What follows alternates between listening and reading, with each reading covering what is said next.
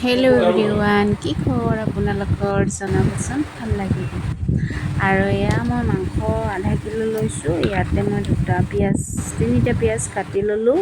এটা মই পেষ্টত দিলোঁ আৰু দুটা মই ইফালে কাটি দিছোঁ। আৰু পেষ্ট বনাওঁতে মই আদা, ৰহুন, এটা পিঁয়াজ, বিলাহী, এটা গৰম মছলা, এনেকৈ এটা পকা জলকীয়া দি পেলাই 4টা, আৰু এনেকৈ মই পেষ্ট বনাই লৈছোঁ। আৰু আজি চব মছলা চছলা গোটেই চব মাংসখিনিতে দি পেলাই চব মেৰিনেট কৰি লৈছোঁ। মিঠাতেল, নিমখ, হালধি চব দি পেলাই একেবাৰে গোটেইখিনি দি চব মই সানি লৈছোঁ।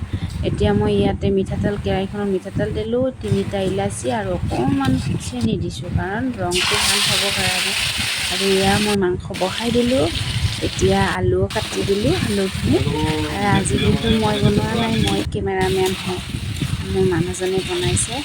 আৰু যদি ভিডিঅ'টো ভাল লাগে তেতিয়াহ'লে লাইক এটা আৰু কমেণ্ট এটা কৰিব। তো এয়া চাওক, মাংসখিনি খুব ধুনীয়াকৈ ভাজি, কিমান ধুনীয়াকৈ তেলখিনি উঠিছে। এতিয়া মাংস ভাজা প্ৰায় হ'বই, মানে 10 মিনিটমান ঢাকনি এখন মাৰি থৈ দিলোঁ। এয়া মই মছলাত যে সেইখিনি বাতিটোত লাগি আছে, সেইখিনি মই পেলাই দিয়া নাই, সেইখিনি পানীয়ে মই ইয়াত দি দিছোঁ।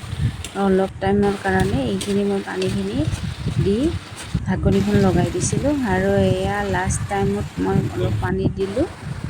আৰু আজি মাংস ইমানখিনিয়ে আছিল। আৰু এয়া মই অকণমান গৰম মছলা দিছোঁ। আৰু যদি ভিডিঅ'টো যদি ভাল লাগে তেতিয়াহ'লে মোক আগুৱাই যোৱাত আপোনালোকে সহায় কৰিব। ময়ো যিহেতুকে নতুন, আৰু মোৰ মাংস এয়া ৰেডিয়ে হ'ল। আৰু সৰু ল'ৰা ছোৱালী থাকিলেতো মাংসৰ কাৰণে খুব হাহাকাৰ, সেইকাৰণে মই আজি থালিখন ৰেডি কৰিব নোৱাৰিলোঁ। আৰু আজি কাৰণে